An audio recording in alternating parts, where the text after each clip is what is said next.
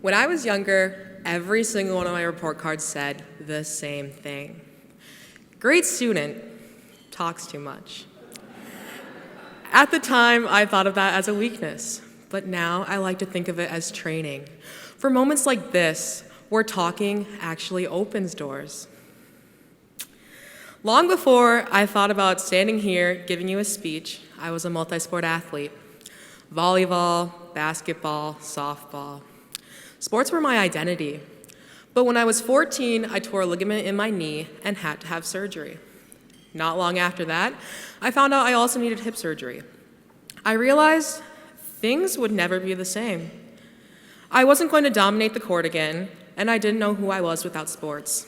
And that's when a friend of mine told me about the Dakota County Exploring Program. At first, I told them no.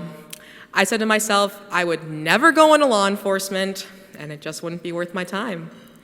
But eventually, I decided that at the very least, it would look good on my resume, and applied. A few weeks later, I was at my first competition in Duluth.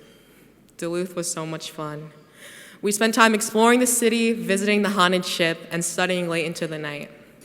But the moment that really changed me was being chosen for the mock job interview. The night before, we sat in the hotel room, and I asked for help with my interview. One of the sergeants, Nathan, asked me the golden question: "Who are you?" I paused, and I answered the question without much thought. I'm Addison Dorham, I'm 15, I'm from Hastings, and then I continued to ramble off a long list of programs that I participated in. That was good, he said. Just expand a little more.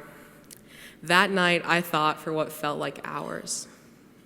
Who am I? The next morning, as I put on my duty belt, I rehearsed what I would say during the interview. Once it was time for an interview, I was nervous. I never get nervous.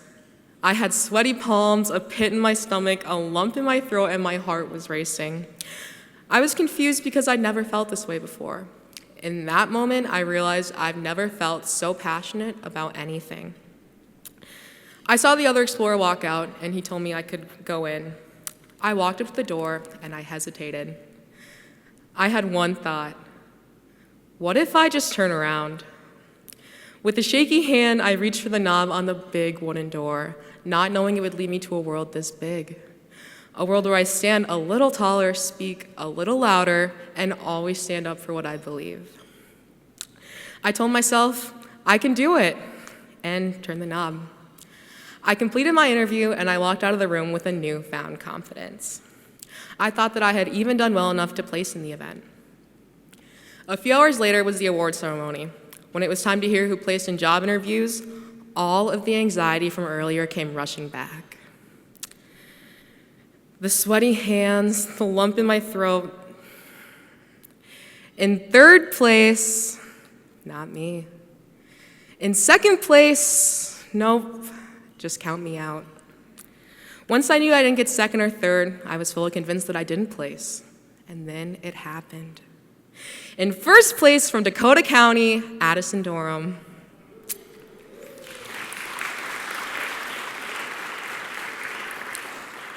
That moment changed everything.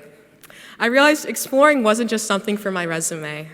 It was something I was passionate about.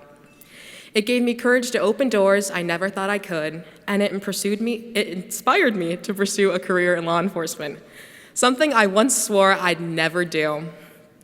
So tonight, I want to leave you with this. Picture yourself standing at your own wooden door, your hand on the knob, your heart racing. Will you walk away, or will you take the chance and step inside?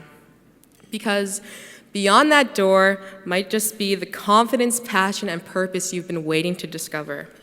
For me, opening that door led me to my future career in law enforcement. For you, it could lead somewhere just as life-changing. And who knows, maybe one day someone will write on my report card once again, great officer, still talks too much.